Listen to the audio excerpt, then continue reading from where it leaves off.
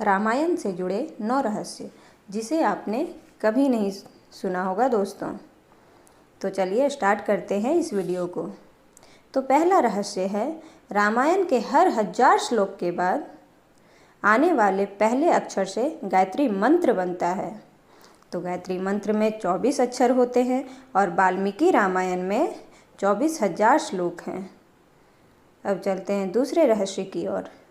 तो दूसरा रहस्य है कि राम और उनके भाइयों के अलावा राजा दशरथ की एक पुत्री भी थी जो श्री राम से भी बड़ी थी और उनकी माता कोई और नहीं, माता कौशल्या ही थी और उनकी बहन का नाम शांत।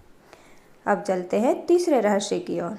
तो तीसरा रहस्य है दोस्तों, राम विष्णु के अवतार थे और लक्ष्मण जी भी भगवान शेषनाग के अवतार थे, लेकिन भरत और शत्रुघ्न किन के अवतार थे?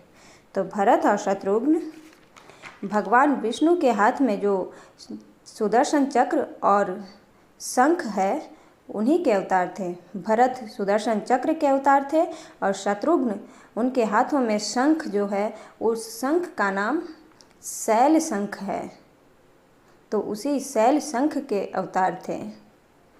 तो अब चलते हैं चौथे रहस्य की ओर। तो चौथा रहस्य है दोस्तों कि सीता स्वयंवर में जो शिव धनुष था उस शिव धनुष का नाम क्या था? तो उस शिव धनुष का नाम पिनाक था। अब चलते हैं पांचवें रहस्य की ओर। पांचवा रहस्य क्या है दोस्तों? तो पांचवा रहस्य है, लक्ष्मण को गुदाकेश के नाम से लक्ष्मण को गुदाकेश नाम क्यों और कब पड़ा? तो जब भगवान श्री राम और लक्ष्मण और सीता जी 14 वर्षों की वनवास के समय जब गए थे, उसी समय लक्ष्मण जी को उनकी माता सुमित्रा के द्वारा ये आज्ञा मिला था कि जब तुम्हारे भैया भाभी सो जाएं तब तुम उनकी पहरेदारी करना, यानी कि रक्षा करना। तो उस समय निंद्रा देवी आई लक्ष्मण जी के पास। तो लक्ष्मण जी ने अनुरोध किया कि आप मेरी भैया भाभी की रक्षा के पथ पर ना आए। तो इसीलिए निंद्रा देवी ने उनको गुदाकेश नाम दिया। अब चलते हैं छठे रहस्य की ओर। तो छठा रहस्य है दोस्तों, उस जंगल का नाम क्या था जहाँ राम लक्ष्मण और सीता वनवास के समय रुके थे? तो उस जंगल का नाम था दंडकारण्य और वह जंगल 35,600 मील में फैला हुआ था, जिसमें जो अभी के समय में छत्तीसगढ़, उड़ीसा, महाराष्ट्र और आंध्र प्रदेश के कुछ ही हिस्से शामिल थे। उस समय वह वन जो है सबसे भयंकर राक्षसों का घर माना जाता था, इसीलिए इसका नाम दंडकारण्य था। जो कि दंड का मतलब होता है सजा देना और आरण्य का मतलब होता है वन, यानी कि जंगल। अब चलते हैं सातवें रहस्य की ओर।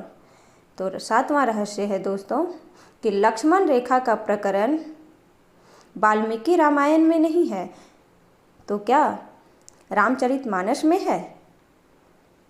नहीं, पर कहा, लेकिन इसका ना तो वाल्मीकि रामायण में ना तो इसका वर्णन है, ना ही रामचरितमानस में। लेकिन रामचरितमानस के लंका कांड में इस बात का उल्लेख रावण की पत्नी मंदोदरी के द्वारा किया गया है। अब चलते हैं 8वें प्रश्न की ओर। तो आठवें रहस्य की ओर। तो 8वां रहस्य है कि रावण के ध्वज में प्रतीक के रूप में वीणा होने का क्या कारण था?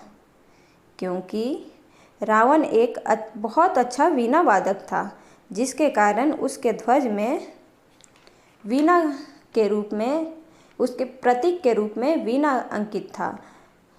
हालांकि रावण इस कला को ज़्यादा महत्व नहीं देता था, लेकिन उसे वीणा बजाना पसंद था क्योंकि उनकी मंदोदरी को बहुत अच्छा लगता था।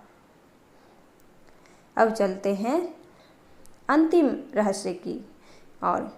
तो अंतिम रहस्य है दोस्तों कि रावण के भाई कुंभकर्ण को सोने का वरदान इंद्र की वजह से मिला।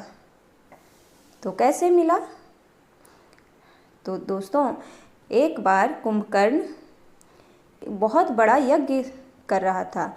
यज्ञ के दौरान वो ब्रह्मा जी को प्रसन्न कर लिया। तो इंद्रदेव को लगा कि कहीं ये मेरी इंद्रासन ना मांग ले। इसी वजह से उन्होंने देवी सरस्वती से अनुरोध किया कि वो कुंभकर्ण की जीभ पर बैठ जाएं, जिससे वह इंद्रासन के बदले निंद्रासन मांग लें। इसीलिए इंद्र की डर की वजह से कुंभकर्ण को सोने का वरदान मिला। तो इसी के साथ अपनी वीडियो को एंड करती हूँ।